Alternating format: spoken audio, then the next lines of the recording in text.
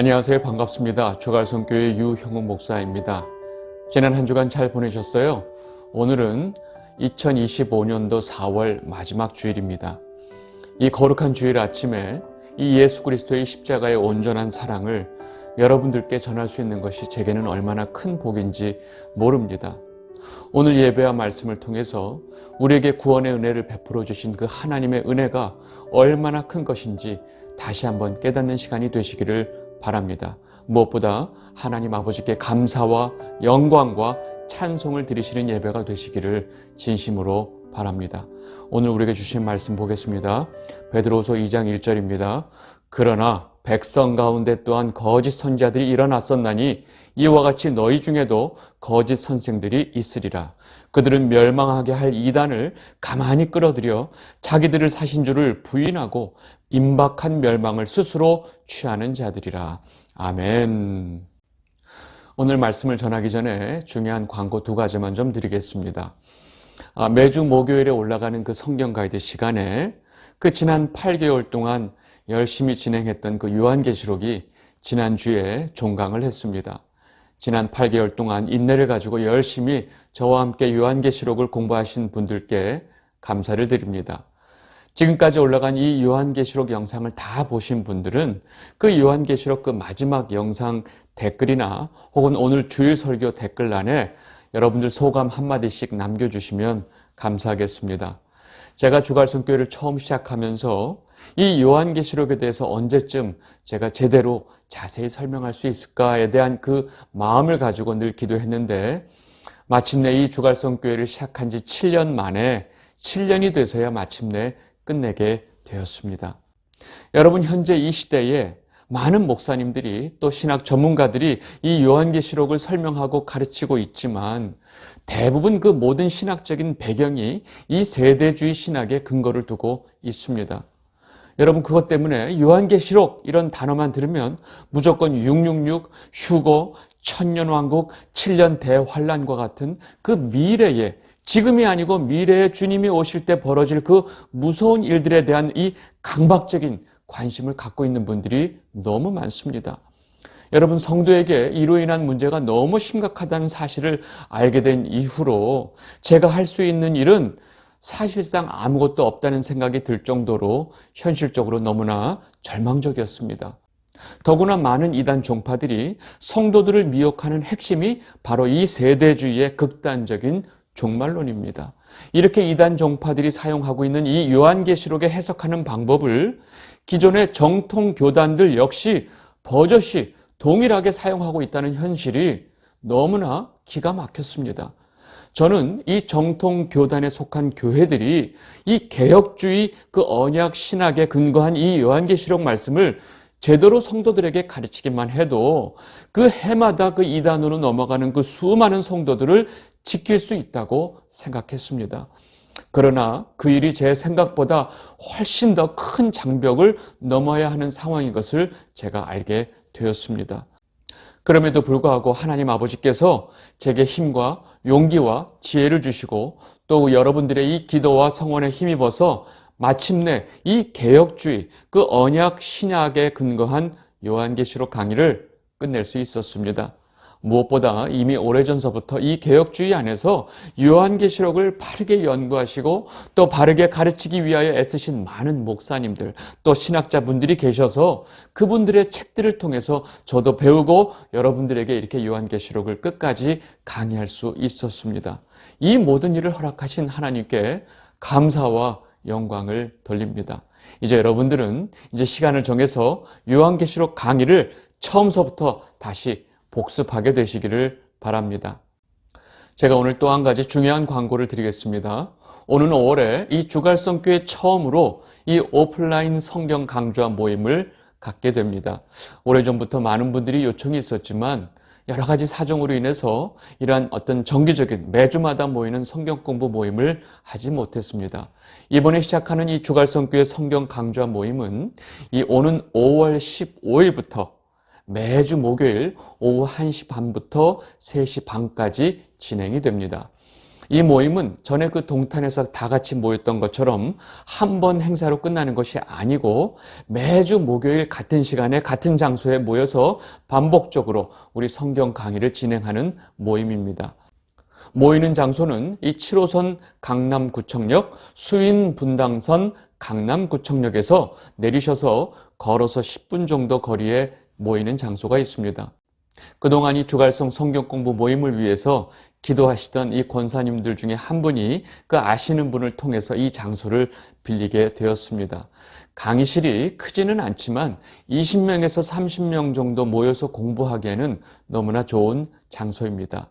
매주 목요일 오후에 시간이 되시는 분들은 같이 오셔서 편안하게 말씀을 같이 배우는 시간을 가지시면 좋겠습니다. 모임 참석을 원하시는 분들은 반드시 제게 미리 카톡으로 신청을 해주시면 감사하겠습니다. 이 장소가 좀 아담하다 보니까 미리 신청을 하고 오셔야 할 것 같습니다. 제 카톡 아이디 JAS1981로 그 카톡을 찾아서 신청하시면 됩니다.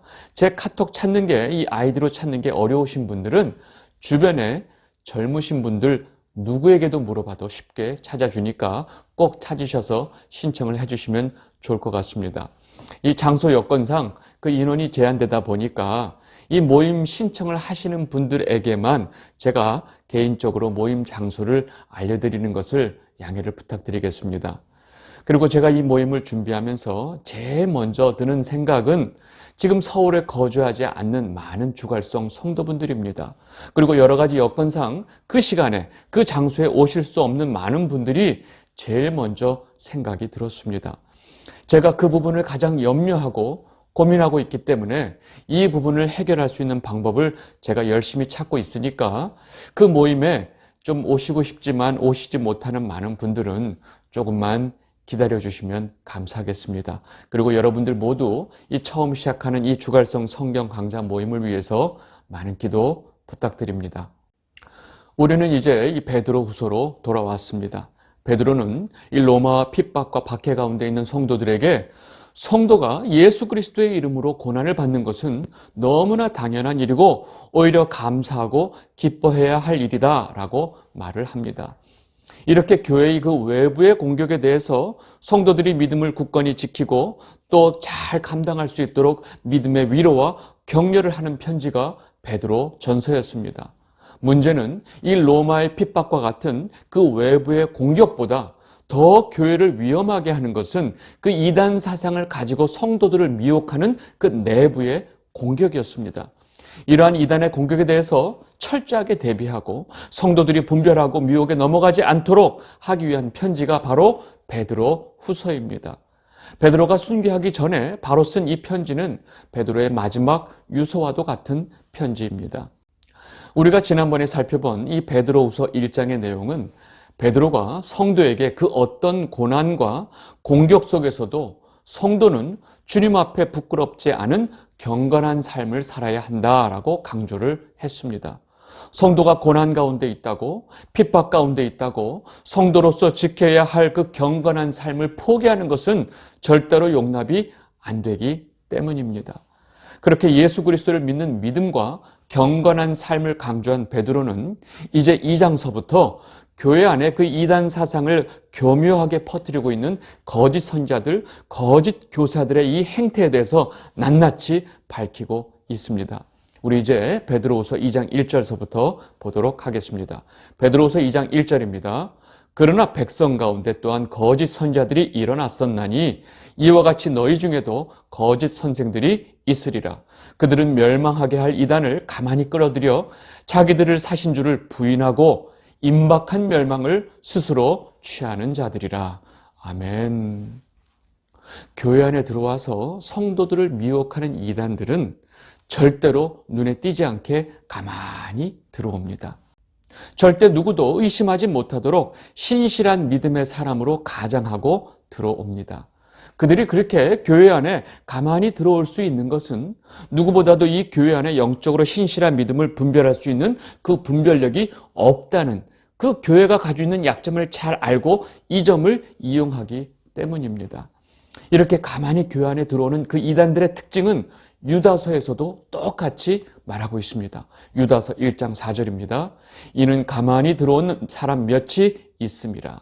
그들은 옛적부터 이 판결을 받기로 미리 기록된 자니 경건하지 아니하여 우리 하나님의 은혜를 도리어 방탕한 것으로 바꾸고 홀로 하나이신 주제 곧 우리 주 예수 그리스도를 부인하는 자니라. 아멘. 지금 유다서에서도 그 이단들에 대해서 가만히 들어온 사람들이라고 표현하고 있고, 이들의 가장 큰 문제는 바로 우리 주 예수 그리스도를 부인하는 자들이라고 말합니다. 우리가 처음에 읽었던 베드로후서 2장 1절에서도 이 이단들을 자기들을 사신 주를 부인하는 자들이라고 똑같이 표현하고 있습니다. 지금 이 시대에 이미 모든 신학이 완성이 되고 또 성경에 근거한 교리가 잘 세워진 상황 속에서도 교회 안에 이단들이 들어와서 교회를 사정없이 흔들고 있는데, 이 신학과 교리가 제대로 세워지지 못했던 이 초대교회는 어떠했을까요? 지금 베드로가 경계하고 있는 이단은 영지주의자들이고, 더불어 이들은 교회 안에서 선지자와 선생의 위치에 있었다는 것입니다. 이렇게 가만히 교회 안에 들어온 이 거짓 선생들의 결정적인 문제는 바로 우리의 신랑이신 예수 그리스도를 부인하는 자들이었습니다. 제가 베드로후서 처음 시작할 때 설명을 드린 것처럼 이 영지주의자들이 주장하는 구원은 예수 그리스도를 믿는 믿음으로 구원을 받는 것이 아니고 영적인 지식, 그노시스, 영지를 깨달음을 통해서 구원을 얻는다라고 가르칩니다. 그리고 그 깨달음을 얻기 위해서 제시하는 방법들은 그 참선과 같은 묵상, 그리고 여러 종류의 영성 훈련들을 이들이 그 깨달음의 방법으로 제시하고 있습니다. 이들은 그 영적인 지식을 깨달음으로 구원을 받는다고 말하기 때문에 우리들에게 유일한 이 구원의 통로가 되시는 예수 그리스도가 그다지 중요하지 않았던 것입니다. 그래서 이들은 예수 그리스도를 나의 구세주로 고백하지 않는 자들입니다. 더욱이 이들이 말하고 있는 예수님은 하나님의 아들이 이 땅에 육신을 입고 오신 그 신성과 인성을 가진 분이 아닙니다. 이 영지주의자들은 철저하게 예수님의 인성 자체를 부인하는 자들입니다. 거룩하신 하나님이 어떻게 그 더러운 인간의 육체를 입고 올 수 있냐라고 주장하는 자들입니다. 이들은 마치 이 하나님의 거룩함을 강조하는 것처럼 보이지만 실상 이들은 이 땅에 인간의 몸으로 입고 오셔서 우리를 대속해서 십자가에서 돌아가신 그 예수 그리스도의 육체의 죽음과 부활을 그 자체를 부인하는 자들입니다. 여러분, 당시 그 헬레니즘이 판을 치고 있었던 시대에 그 모든 사람들에게 아주 익숙했던 이 고대 신비주의를 기반으로 형성된 이 영지주의를 교회 안에서 교묘하게 퍼뜨리고 가르치고 있었던 것입니다. 그래서 베드로는 이들에 대해서 자기들을 사신 줄을 부인하고 임박한 멸망을 스스로 취하는 자들이라고 말하는 것입니다. 그리고 이어서 이 영지주의 이단, 즉 이 거짓 교사들의 또 다른 특징을 설명합니다. 베드로후서 2장 2절입니다. 여럿이 그들의 호색하는 것을 따르리니 이로 말미암아 진리의 도가 비방을 받을 것이요. 아멘. 베드로는 이 영지주의 이단 거짓 교사들이 호색하는 자들이라고 분명하게 말하고 있습니다. 문제는 베드로가 염려하는 것은 교회 안의 다른 성도들 역시 이들이 호색하는 것을 따르게 되고 이로 말미암아 진리의 도가 비방을 받게 된다는 것을 염려하고 있습니다. 영지주의자들은 기본적으로 육체에 대해서 부정적인 사고를 가지고 있습니다. 영은 거룩하지만 육은 절대로 거룩할 수 없다라는 이 분명한 사고를 가지고 육체에 대해서 철저하게 방관하든지 철저하게 괴롭히든지 둘 중에 하나의 태도를 가지고 있습니다. 그래서 영지주의자들은 쾌락주의이거나 금욕주의, 이 둘 중에 하나입니다. 그런데 현실을 보면 금욕주의자가 많을까요? 쾌락주의자가 많을까요? 그렇죠. 이들은 자신들의 주장을 근거 삼아 대부분 쾌락주의를 따르고 있었기 때문에 이들이 호색하는 자들이라고 지금 베드로가 말하고 있습니다. 이렇게 호색하는 자들은 호색만 할까요? 아니죠. 이런 거짓 선자나 거짓 교사들의 또 하나의 특징은 여지없이 자신들의 이득을 위해서 이 성도들을 이용하는 것입니다. 베드로서 2장 3절 보겠습니다. 그들이 탐심으로써 지어낸 말을 가지고 너희로 이득을 삼으니 그들의 심판은 옛적부터 지체하지 아니하며 그들의 멸망은 잠들지 아니하느니라. 아멘. 그 이단 사상을 가지고 교회 안에 퍼뜨리고 있는 이 거짓 목사들의 가장 큰 특징은 자신들의 이득을 위해서 교묘하게 말을 지어낸다는 것입니다. 그리고 그 지어낸 말들로 넘어간 성도들을 이용해서 자신들의 이득을 취하는 자들입니다. 여러분, 제가 볼 때 요즘 말로 말하는 그 가스라이팅의 대가는 역시 이런 거짓 목사들입니다. 가스라이팅의 최고 전문가들입니다. 왜요? 자신들의 말로 성도들을 꼼짝 못하게 만들고 이들을 위해서 끊임없이 이득을 취하는 자들이기 때문입니다.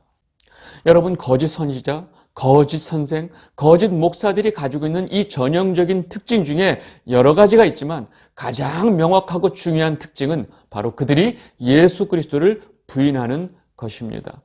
그런데 우리 주변에 있는 이 거짓 목사들은 자신은 절대로 예수님을 부인하지 않는다고 말하면서 예수 그리스도를 부인하는 자들과 하나가 되자고 말합니다. 자신은 예수 그리스도를 철저하게 믿고 있지만 굳이 예수 그리스도를 인정하지 않는 자들을 배척하는 것을 주님께서 좋아하지 않는다라고 말하면서 그들과 화합해야 한다고 말합니다. 그리고 예수님께서 우리에게 구원을 베풀어 주신 그 그리스도의 이심을 믿는다고 입으로 말하지만 동시에 예수님 말고 또 다른 구원의 길이 있다라고 말을 합니다. 여러분들 주변에 이런 분들 많이 계실 텐데 여러분들은 이런 목사들이 진짜 예수님을 믿는다고 생각하시나요? 저는 이런 분들이 제일 위험한 분들이라고 생각합니다. 입으로만 예수님을 믿는다고 말하고 온통 예수 그리스도 말하지만 실상 그들은 예수 그리스도가 하나님의 아들이시고 우리를 구원해 주신 유일한 구세주이심을 부인하는 자들이기 때문입니다. 이렇게 예수님을 은근슬쩍 부인하는 거짓 목사들이 차별금지법을 위해서 목숨을 걸고 소리를 내고 또 비대면 예배를 위해서 위험을 감수하는 그 모습을 보여주면 그들이 진짜 목사가 될까요? 그렇게 예수님을 부인하는 자들이 도덕적으로 너무나 깨끗한 모습을 가지고 있으면 성도들이 그 목사에 대해서 박수를 쳐줍니다. 그들에게 박수를 쳐주는 이 성도들의 분별력이 이 정도라면 그들 역시 성도가 맞을까요? 교묘하게 예수님을 부인하고 예수님을 부인하는 자들을 교회 안에 끌어들이고 이들과 화합을 목적으로 대규모 행사를 벌이는 자들에게 박수를 치는 자들이 진짜 성도 맞냐 하는 것입니다. 혹시 그들은 아직 모르고 믿음이 연약한 성도 아닐까요? 라고 말씀하시는 분도 계십니다. 여러분 생각은 어떠세요? 그리고 왜 언제부터 한국교회 성도들은 목사가 이 예수 그리스도의 복음을 바르게 전해야 하는 이 제일 중요한 역할에 대해서 왜 아무런 기대가 없을까요? 이 영상을 보고 계신 주갈성 성도 여러분, 우리를 위해 십자가에서 죽임을 당하시고 또 사흘 만에 부활하신 그 예수님이 나의 하나님이시고 나에게 구원을 베풀어 주신 예수 그리스도이심을 분명히 믿고 고백하는 자들이 되시기를 바랍니다. 여러분, 그리고 우리가 예수 그리스도를 믿는 믿음으로만 구원받을 수 있다고 하는 그 이신칭의 명확한 구원의 진리를 거부하는 자들, 부인하는 자들과 하나 되자고 화합하자고 말하는 자들을 잘 분별하게 되시기를 바랍니다. 아무리 도덕적으로 훌륭해도 아무리 사회적으로 인정을 받고 세상에게 박수를 받는 목사라 할지라도 우리의 신랑이신 예수 그리스도를 부인하는 자들은 전부 거짓 목사이기 때문입니다. 우리가 지난 몇십 년간 경험해온 이 한국교회의 그 여러 가지 문제들 중에 가장 부끄러운 모습은 바로 목사들의 부도덕성입니다. 많은 교회들이 겪는 문제 중에 이 목사가 이 돈과 명예에 대한 그 지나친 탐욕 그리고 성적인 불륜에 대한 문제들이 너무나 많습니다. 우리 이 문제를 흔히 여자 문제, 돈 문제 이렇게 심플하게 말을 하지만 너무나 많은 교회들이 이 문제를 겪다 보니까 그냥 여자 문제, 돈 문제만 없으면 좋은 목사다라고 생각을 할 지경에 왔습니다. 그러나 이런 문제 이면에 영적으로 우리가 봐야 될 문제는 이들이 바로 주님을 부인하는 자들이라는 사실입니다. 그러나 대부분의 성도들이 이 목사가 예수님을 믿지 않고 부인하는 문제에 대해서는 얼마나 너그러운지 모릅니다. 주님은 절대로 그 부분을 용납하지 않으시는데 대부분의 성도들은 그런 목사를 또 감싸고 돕니다. 그러다가 그런 목사에게 어떤 돈 문제, 여자 문제가 생기면 그때서야 눈을 붉히고 그 목사를 죽이려 듭니다. 여러분, 그 어떤 상황 속에서도 예수 그리스도가 우리의 유일한 구세주이심을 부인하는 자들은 가짜 목사라는 이 사실을 여러분들 분명히 깨닫게 되시기를 바랍니다. 여러분, 이거 하나만 보면 그 나머지는 다 연결되어 있기 때문입니다. 지금 베드로는 당시 교회 안에 들어와서 성도들을 미혹하고 있었던 영지주의자들의 문제들을 이렇게 있는 그대로 고발을 하면서 성도들이 이러한 이 거짓 선자들의 모습을 통해서 이들을 분별하기를 바라고 있는 것입니다. 놀라운 사실은 이러한 거짓 교사들의 모습을 지금 이 시대에 거짓 목사들이 그대로 똑같이 답습을 하고 있다는 사실입니다. 이어서 베드로는 이러한 거짓 선자와 거짓 교사 같은 악한 자들에 대해서 하나님께서 이 성경의 역사 속에서 어떤 심판을 내리셨는지를 여러 가지 예를 들고 있습니다. 베드로서 2장 4절입니다. 하나님이 범죄한 천사들을 용서하지 아니하시고 지옥에 던져 어두운 구덩이에 두어 심판 때까지 지키게 하셨으며, 하늘에서 범죄한 그 악한 영들에 대한 심판이 이미 시작되었다는 것을 지금 이 영적인 세계 속에서 일어나는 일들을 분명하게 보여주고 있습니다. 결국 이 땅에 던져진 그 범죄한 천사들, 또 그들을 따르는 악한 영들과 악한 자들에 대한 하나님의 심판이 이미 이 땅에서 진행되고 있다는 사실을 지금 분명히 우리에게 말씀해주고 있습니다. 이어지는 다음 말씀 보겠습니다. 베드로후서 2장 5절에서 7절입니다. 옛 세상을 용서하지 아니하시고 오직 의를 전파하는 노아와 그 7 식구를 보존하시고 경건하지 아니한 자들의 세상에 홍수를 내리셨으며 소돔과 고모라 성을 멸망하기로 정하여 재가 되게 하사 후세에 경건하지 아니할 자들에게 본을 삼으셨으며 무법한 자들의 음란한 행실로 말미암아 고통당하는 의로운 롯을 건지셨으니. 아멘. 온 세상에 악이 퍼져 있을 때 이 오로지 노아를 포함한 그의 식구들 8명을 제외한 그 모든 자들이 홍수로 심판을 받았습니다. 그리고 온 성 안에 음란함이 가득했던 이 소돔과 고모라는 결국 하나님의 이 유황불 심판을 받게 되어서 결국 모두가 죄가 되었습니다. 그런데 그 가운데서 이 사람들의 그 죄악된 행동으로 인해서 고통받던 의로운 롯만 건짐을 받았습니다. 여러분, 성경의 역사를 보면 이 세상의 대부분은 악한 자들이고 하나님에게 건짐을 받은 의인들은 그 악인들에 비해서 너무나 극소수라는 사실을 우리가 알 수 있습니다. 그리고 우리는 이 사실을 두려운 마음으로 받아들여야 합니다. 그리고 이러한 심판 가운데 건짐을 받은 의인들은 그가 속한 삶 속에서 이 사람들의 죄악된 행동으로 인해서 고통을 받고 살았다는 사실입니다. 베드로후서 2장 8절입니다. 이는 이 의인이 그들 중에 거하며 날마다 저 불법한 행실을 보고 들으므로 그 의로운 심령이 상함이라. 아멘. 이 영상을 보고 계신 주갈성 성도 여러분, 이 땅에서 성도들은 그 수많은 악한 행위들로 인해서 이 상한 심령을 가지고 살 수밖에 없습니다. 그리고 주님께서 그 상한 심령을 위로하시고 그 마음을 받으십니다. 이 세상의 악과 내 안에 뿌리 깊숙이 있는 그 악과 죄성으로 인해서 우리는 날마다 상한 심령을 주님께 드릴 수밖에 없습니다. 그래서 주님은 그 애통하는 자가 복 있는 자다라고 말씀하신 이유입니다. 감사한 것은 우리가 어디 있든지 어떤 상황에 있든지 주님께서 언제나 우리와 함께 하신다는 사실입니다. 성경은 이것을 형통이라고 합니다. 여러분 모두 이 시대에 주 예수 그리스도를 부인하는 거짓 목사들을 말씀의 근거에서 잘 분별하게 되시기를 바랍니다.